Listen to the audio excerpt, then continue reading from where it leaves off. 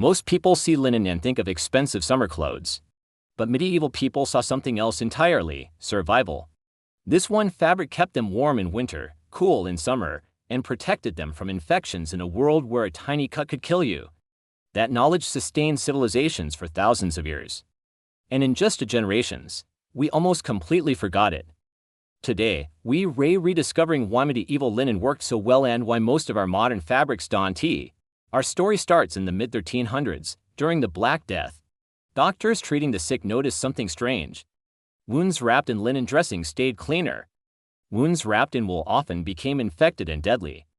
A famous 14th-century physician named Guy de Chauliac even recommended linen compresses for plague sores because they simply worked better. He didn't know about bacteria. Germ theory was still 500 years away, but people didn't need a microscope to see the results. Those who wore linen directly against their skin got sick less often. The secret was flax. This incredible plant gave them rope, lamp oil, animal feed, and most importantly, linen, the first line of defense against a hostile world. For over 3,000 years, linen dominated European life. Archaeologists have found evidence of flax fibers dating back more than 30,000 years. By medieval times, linen wasn't fashion, it was infrastructure. Every peasant household grew flax. Every woman knew how to process it into thread. Linen was their clothing, bedding, bandages, ship sails, grain sacks, and sewing thread. It was so valuable, it was listed in wills and passed down through generations. Then, in 1793, everything changed. The invention of the cotton gin made processing cotton incredibly fast and cheap. Cotton production exploded. By the mid-1800s, it had completely overtaken linen, and flax farming collapsed across Europe. Then, in the 20th century, we went a step further and replaced natural cotton with synthetics: polyester, nylon, and acrylic. Today, over 60% of our clothing contains plastic fibers. And with that shift, we lost three crucial things that medieval people understood perfectly. First, hygiene. Linen fibers are hollow, like millions of tiny straws. This unique structure makes the fabric naturally antibacterial. Modern studies confirm it. Linen suppresses bacterial growth far better than cotton or polyester. That's why a medieval peasant could wear the same linen shirt for days of hard labor, while our modern synthetic gym clothes start to smell after just one workout. Second, moisture control. Linen can absorb about 20% of its own weight in moisture without ever feeling damp to the touch. Cotton absorbs less than half that amount, and polyester barely absorbs anything at all. This is why synthetic fabrics feel so clammy and sticky when you sweat. The moisture has nowhere to go, it just sits on your skin, creating a perfect breeding ground for bacteria. Third, temperature regulation. This is where medieval wisdom really shines. Most people think linen is only for summer, but that's completely wrong. Medieval peasants wore linen year-round, especially in the harsh winters. Their system was simple: a linen layer next to the skin, with a wool layer on top. The linen would instantly pull sweat away from the body, and the wool would provide insulation. This kept their skin dry. And dry skin stays warm. Modern outdoor research confirms this principle. A wet fabric can pull heat from your body up to 25 times faster than a dry one. This is why hikers have a saying: cotton kills. Medieval people solved that problem centuries ago with linen.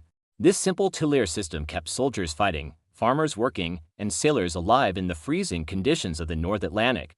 It wasn't about comfort, it was about survival. So if linen was so great, why did we ever abandon it? Because making it is incredibly difficult.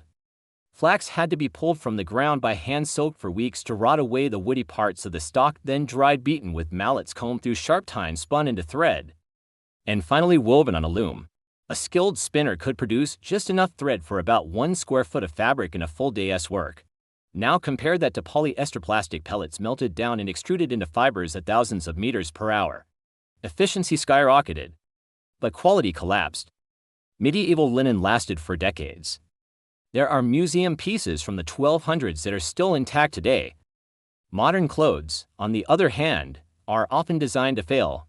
The entire business model of fast fashion depends on you constantly replacing garments, not on their durability. And there's another cost we're only now beginning to understand. Every time you wash synthetic clothes, they shed hundreds of thousands of microscopic plastic fibers. These microplastics pass straight through our water treatment systems, into rivers, oceans, and eventually, into us. Microplastics have now been found in human blood, our lungs, and even in the placentas of newborn babies. Medieval linen never did that. Now, the important part. This isn't about telling you to throw away your entire wardrobe and replace it with expensive linen. That's not practical. You can get most of the benefits by changing just 3 key things. First, what touches your skin all day? Think linen underwear or undershirts. This is where moisture and bacteria matter most. Second, your bedding. You spend a third of your life in bed. Linen sheets regulate temperature far better than cotton, which is a game changer for hot sleepers or anyone who experiences night sweats. Third, your summer clothing. A loose linen shirt or pants creates incredible airflow, cooling you down without trapping sweat. This is the same reason dessert cultures have relied on it for centuries. When you're ready to buy linen, look for 3 things. 1. Make sure it's 100% flax, with no polyester or cotton blends. 2. Get the right weight. Light weight for summer clothes, and a medium weight for base layers or bedding. And 3. Look for quality origins. Irish, Belgian, Lithuanian, and French linen are still made following high traditional standards. And don't be surprised if it feels a little rough at first. That's actually a good sign. It means it's real. True linen softens beautifully with every wash, while keeping its strong structure. Care is simple: wash it cool, skip the fabric softener, and line dry whenever you can. And learn to accept the wrinkles. Wrinkles in linen don't mean failure, they mean function. Medieval people didn't care about a perfectly smooth, iron shirt. They cared about staying alive. For them, linen meant fewer washes, less smell, better temperature control, and clothing that lasted long enough to become a trusted companion. We traded that ancient wisdom for convenience and low prices. The convenience is real, but so is the cost. Our clothes fall apart. They trap our heat and sweat. They smell quickly. And they're slowly shedding plastic into our bodies and our environment. Most of us just accept this because we've never experienced the alternative. But the alternative still exists. Linen never disappeared, it was just forgotten. Medieval peasants made a simple choice: invest in quality ones and use it for decades. That's a choice we can still make today. Thanks for watching. If you found this interesting, consider subscribing for more stories about the forgotten wisdom of the past. See you next time.